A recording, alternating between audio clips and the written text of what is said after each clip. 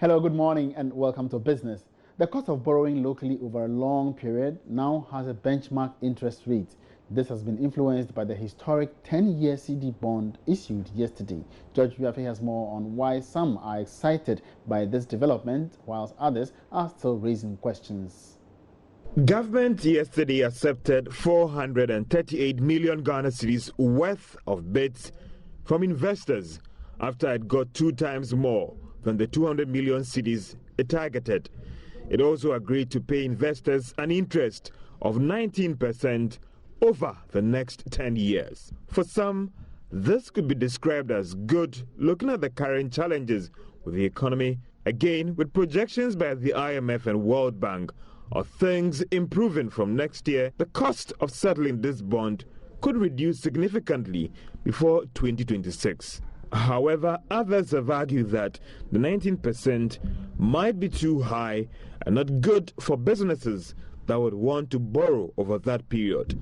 They have also argued that looking at the country's rising interest payment, a 15% could have been better to help reduce the cost of servicing these debts. Government is hoping to raise 60 billion Ghana cedis through bonds and treasury bills by the close of this year. About 9.3 billion cedis has been set aside as interest payment for 2016.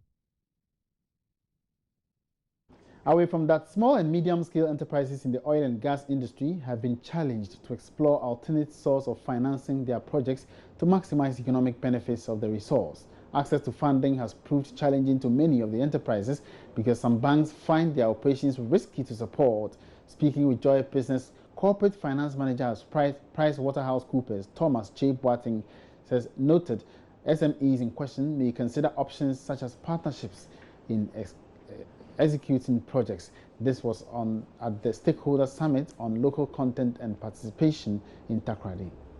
Be addressed up front. You sit down and you say, okay, is there a finder's fee for the guy who brought the opportunity? That will be taken out. But after that, how do we share the proceeds? Who is contributing how much? And who is taking what risk? So if all these issues are laid on the table up front and they are addressed in written agreement, then I don't see any reason why contracts can't be shared. Yeah. So transparency in all this is very, very key for this to succeed. Yeah, no, transparency is very key, and upfront disclosures. Because remember, this is not a joint venture. These are individual companies that are operating on their own. They are not coming together as one company or as a project company. They're just coming together to jointly develop and execute contracts that they do get.